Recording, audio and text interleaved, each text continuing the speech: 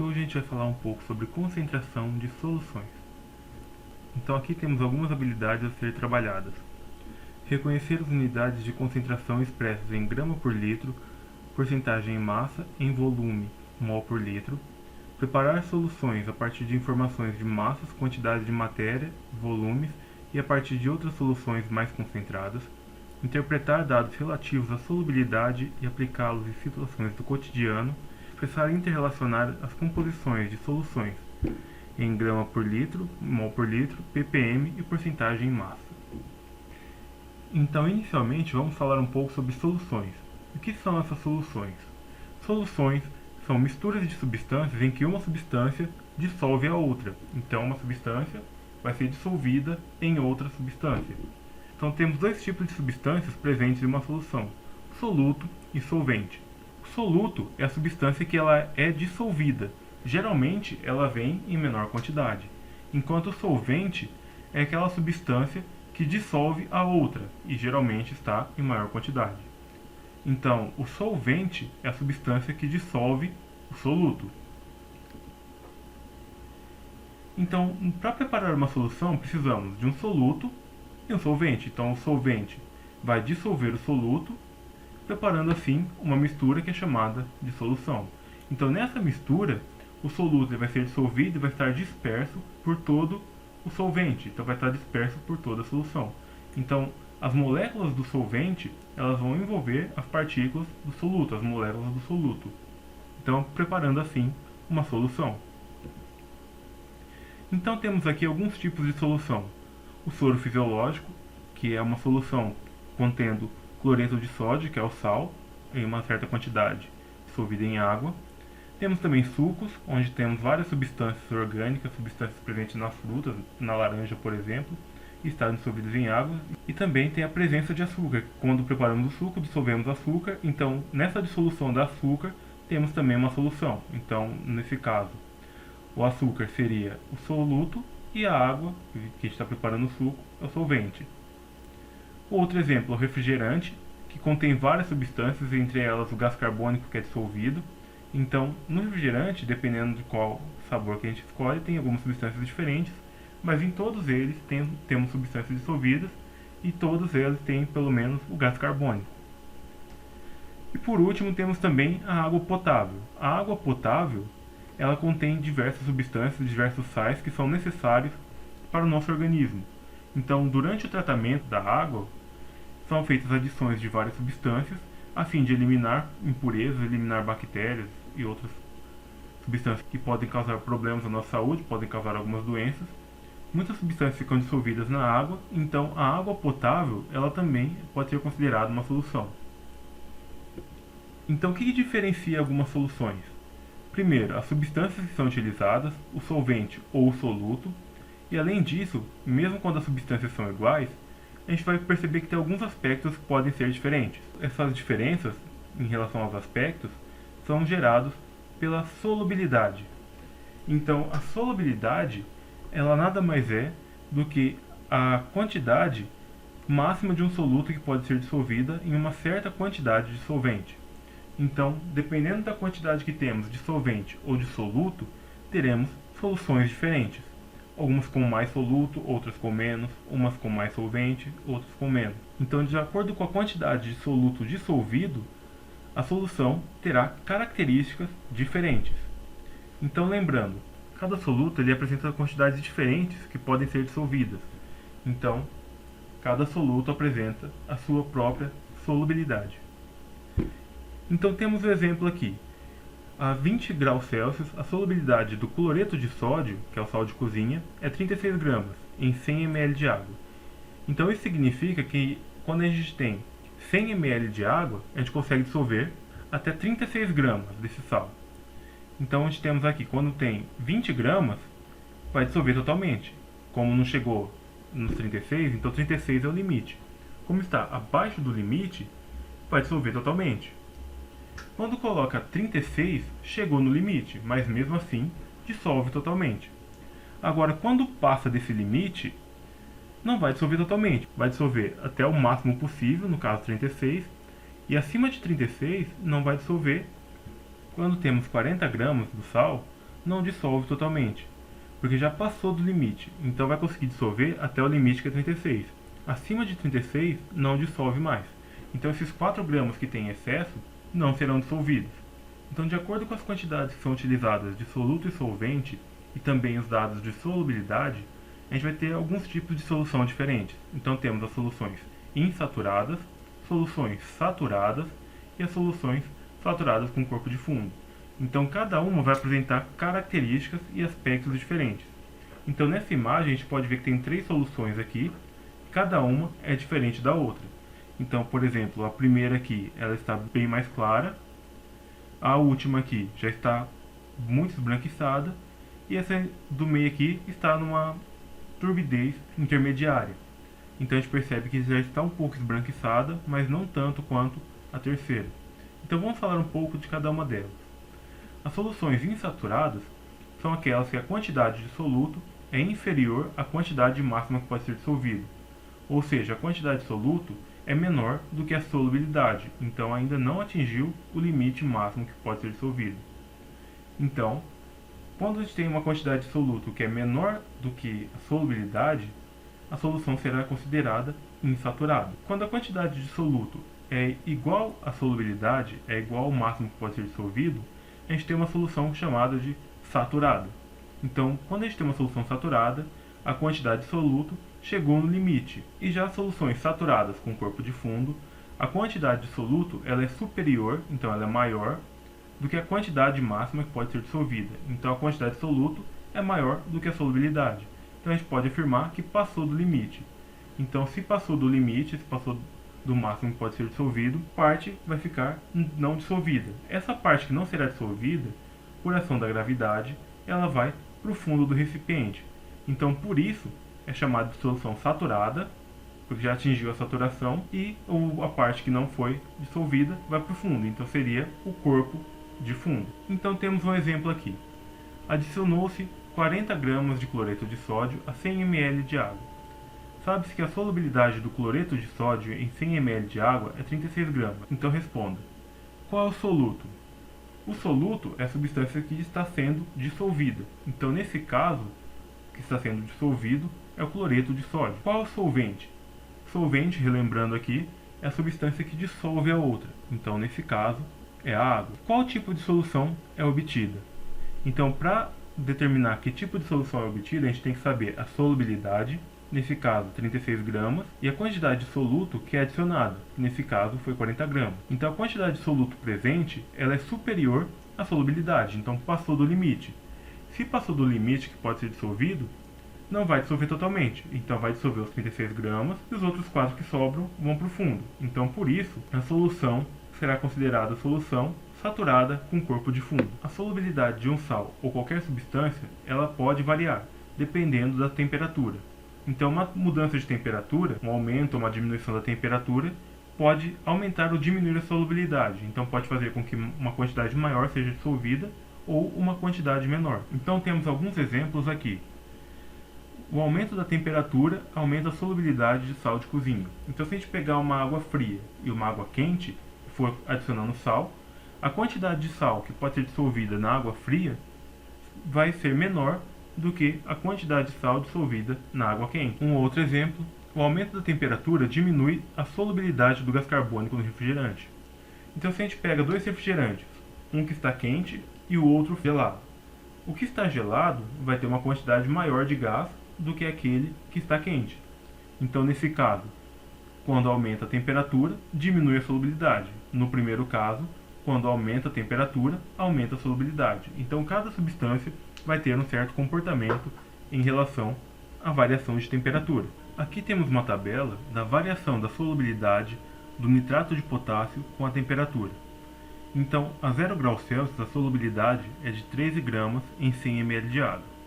Conforme a temperatura vai aumentando, aumenta também a solubilidade.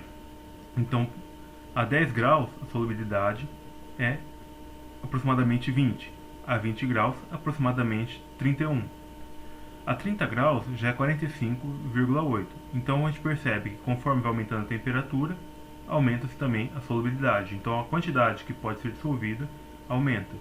Então aqui a 100 graus, a quantidade que pode ser dissolvida 245. Então já aumentou bastante em relação à primeira temperatura aqui, que era 0 graus Celsius. Utilizando os dados da tabela, é possível construir um gráfico. Então nesse gráfico temos aqui a solubilidade em 100 gramas de água com a temperatura. Então, pelo gráfico também percebemos que conforme a temperatura aumenta também a solubilidade. Então se pegarmos a solução com uma temperatura mais alta, a quantidade que pode estar presente ali será muito maior do que uma solução a uma temperatura bem mais baixa. A classificação dos tipos de soluções, como solução saturada, insaturada e saturada com corpo de fundo, ela é basicamente qualitativa, então a gente está analisando alguns aspectos desse tipo de solução, mas quantitativamente ela não dá muitas informações. Então, por exemplo, se a gente pegasse o sal de cozinha, a quantidade máxima que pode ser dissolvida é 36 gramas em 100 ml de água. Se pegarmos uma solução com 2 gramas e outra com 30 gramas, ambas serão insaturadas. Porém, elas não serão iguais. A quantidade de soluto que tem é bem diferente de uma solução para a outra. Para termos mais informações, é necessário analisar quantitativamente essas soluções. Então, a relação entre a quantidade de soluto presente em um solvente é chamada de concentração. Então, a concentração de uma solução é a relação entre a quantidade de soluto que está dissolvido e uma certa quantidade de solvente. Então ela vai medir o tanto de soluto que tem ali dissolvido. Existem várias formas de medir essa concentração. Temos a concentração em massa, a concentração molar, porcentagem em massa ou porcentagem em volume, ppm e ppb. Falaremos um pouco agora da concentração em massa. A concentração em massa é a relação que há entre a massa de um soluto e o volume do solvente. A massa do soluto é representada pela letra m e geralmente ela é medida em gramas ou, em alguns casos, miligramas.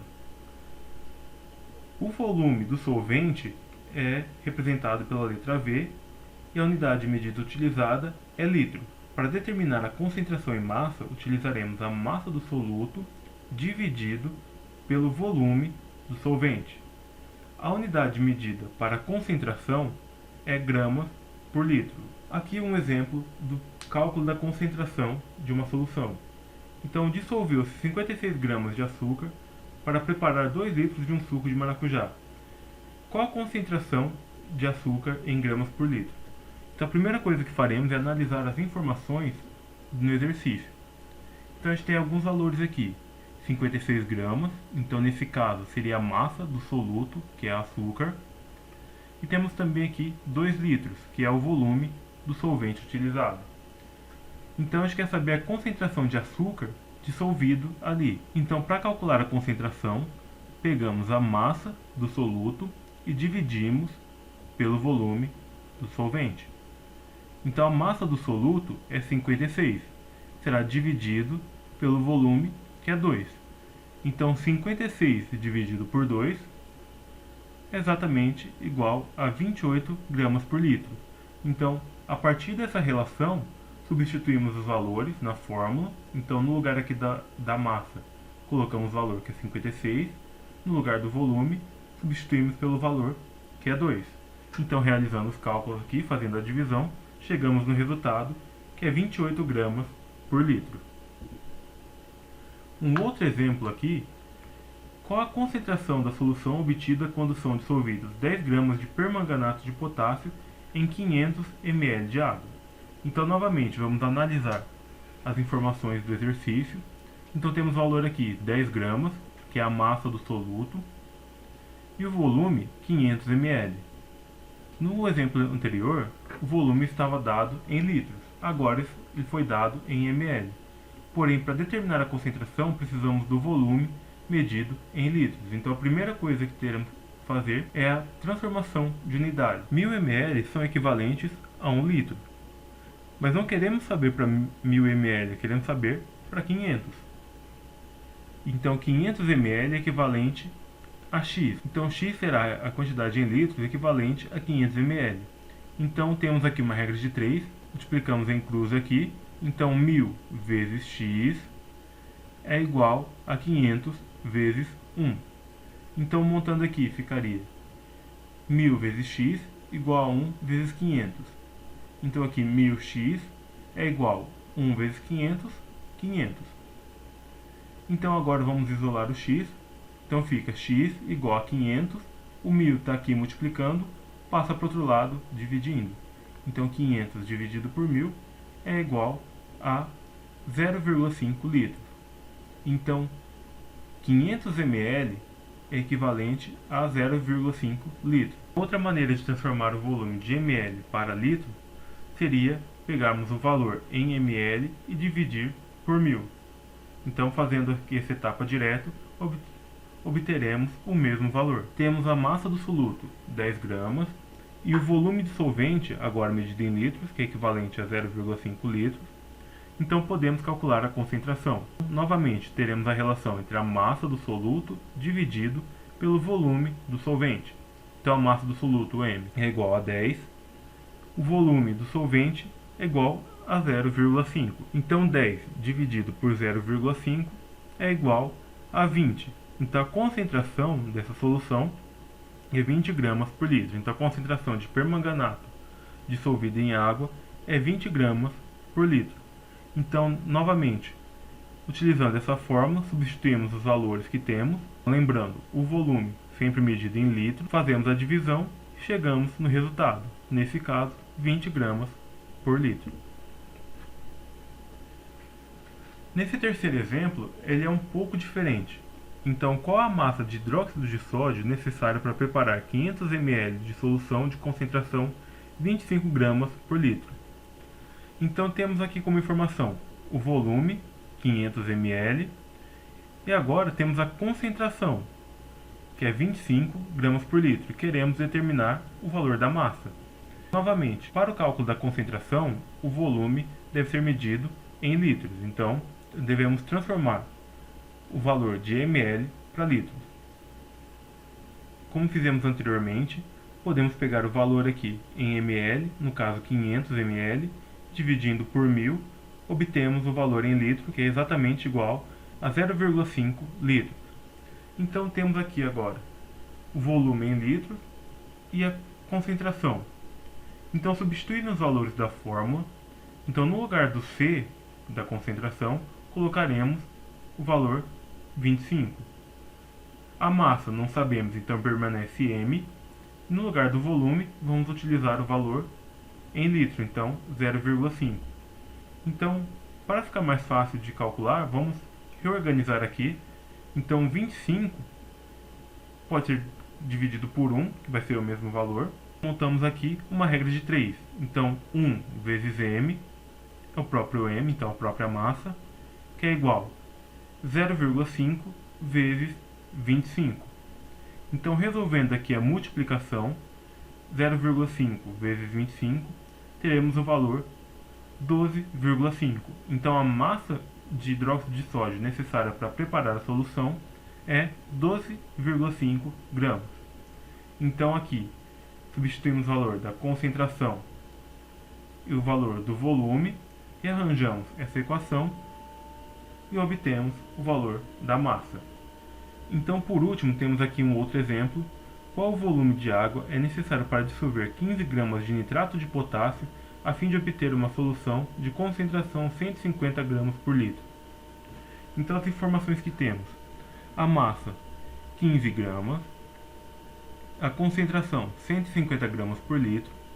Então, queremos determinar nesse exemplo o volume. Utilizaremos novamente a relação da concentração, que é a massa dividido pelo volume. Substituiremos os valores. Então, no lugar da concentração, colocaremos o valor 150. No lugar da massa, colocaremos o valor da massa, que nesse caso, 15 gramas. O volume não sabemos, é o que queremos determinar, então continua a ver. Para ficar mais fácil, a gente pode colocar aqui a concentração dividido por 1, que vai ser o próprio valor. Então 150 dividido por 1 é igual a 15 dividido pelo volume. Então multiplicamos aqui em cruz, 150 vezes o volume é igual a 1 vezes 15. Então 1 vezes 15 é o próprio 15. Então vamos isolar o volume para determinar o seu valor. O 150 está aqui multiplicando, ele passa para o outro lado, então dividindo. Então teremos 15 dividido por 150. Fazendo aqui a divisão, chegamos no valor que é 0,1 litro. Então, o volume para o preparo dessa solução é 0,1 litro. Se quiséssemos transformar para ml, seria equivalente a 100 ml. Então, utilizando essa relação da concentração, se a gente tem duas informações, podemos calcular a terceira. Então, se a gente tem a massa e o volume, a gente pode determinar a concentração. Se temos a concentração e o volume, podemos determinar a massa.